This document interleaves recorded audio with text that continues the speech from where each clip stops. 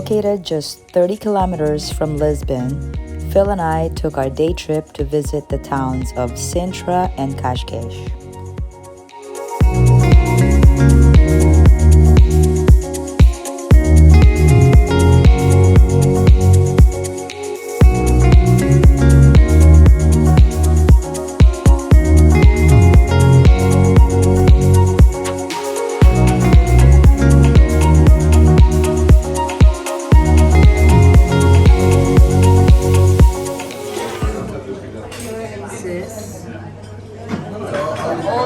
Pastry shop in Sintra.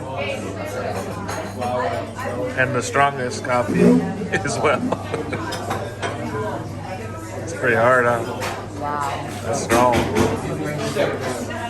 Awesome. Well, that's a ham and cheese sandwich. This is the ham and cheese sandwich. You can see there's butter in it up top. And Hazel is loving it. The cheese is like brie cheese. Oh, it's so soft. It's good, huh? We thought that was the size right there. We got these other morsels, but look at that cheesy coming out. Delicious.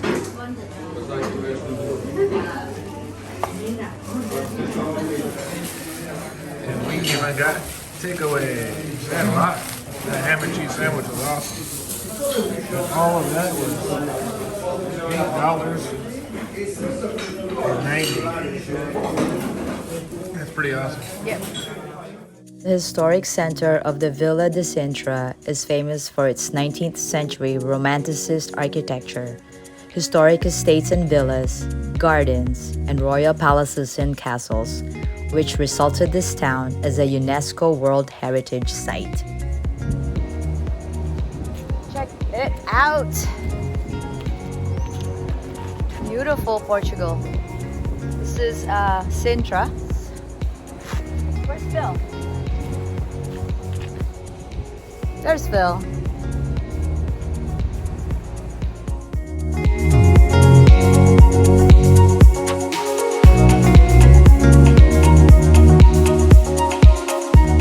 Our first stop is Palacio Nacional de Sintra, a royal medieval palace which has been modified over the centuries. Also known as Palacio de Villa, it rises over the city with its peculiar 33 meters high kitchen chimneys and its large square. And the castle. And the Hazel. And the hazel. And this cool church we just found. Beautiful. The Igreja de São Martinho, situated in Sintra's Old Town, originally built in Romano Gothic design, was damaged during the Great Lisbon earthquake in 1755 and since underwent restorations, keeping its 18th century features. The most notable is the red and gold Baroque altar upon entering.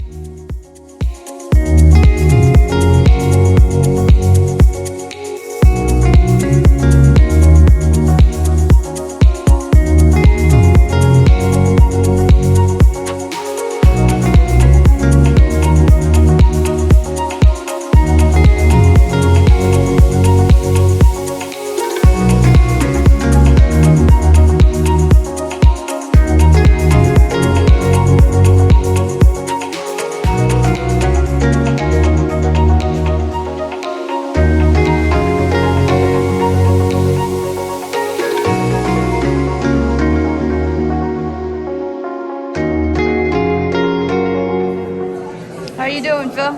Pretty good. Like that dining room? Yep. Check out the bedroom right there. Our next stop, Pena Palace, a beautiful and eccentric palace combined with different styles such as Gothic, Baroque, Renaissance, and Arab, as a result of the various monarchies' style and taste who have succeeded here. Odd combinations of elegant and kitsch elements characterize the interior halls, where there are several bizarre objects to admire.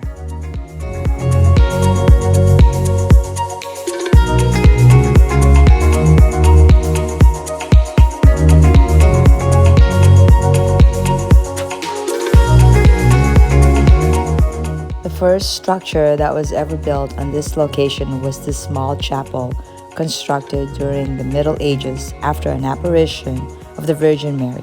The chapel was dedicated to Our Lady of Pena.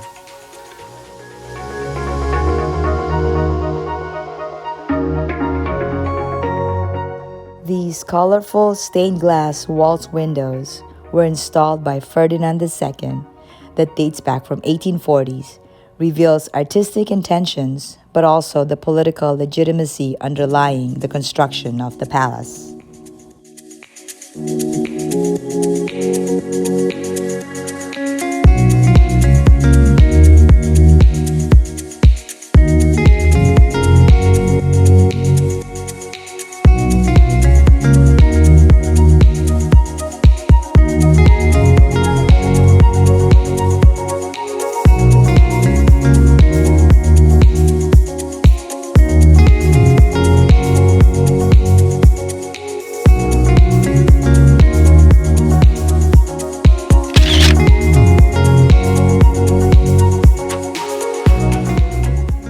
This neo-Gothic arch is decorated with corals that hold up three shells with a triton, a mythological creature that is half man, half fish, sat upon one.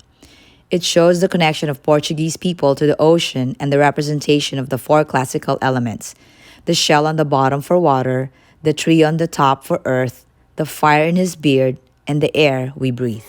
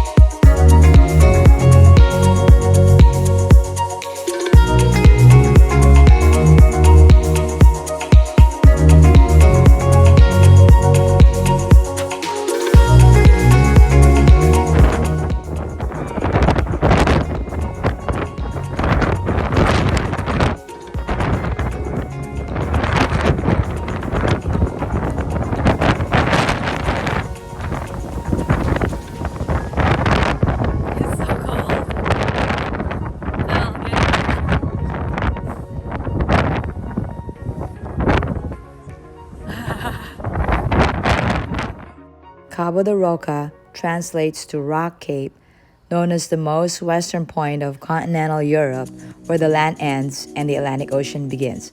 The strong winds made it colder and a bit challenging for us to enjoy the magnificent coastal scenery and check out the rocky cliff edges. Nevertheless, it feels super awesome to say Phil and I were able to stand on the edge of this point.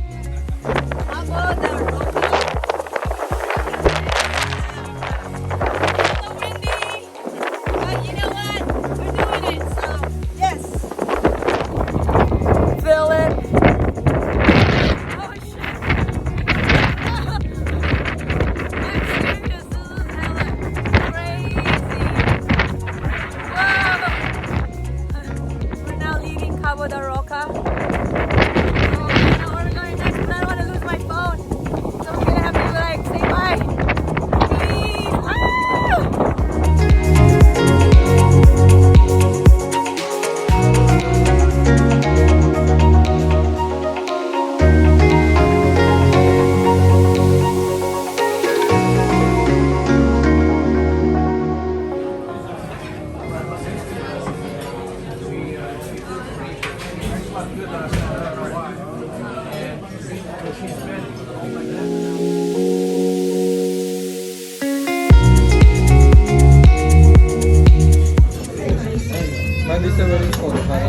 I got Papa.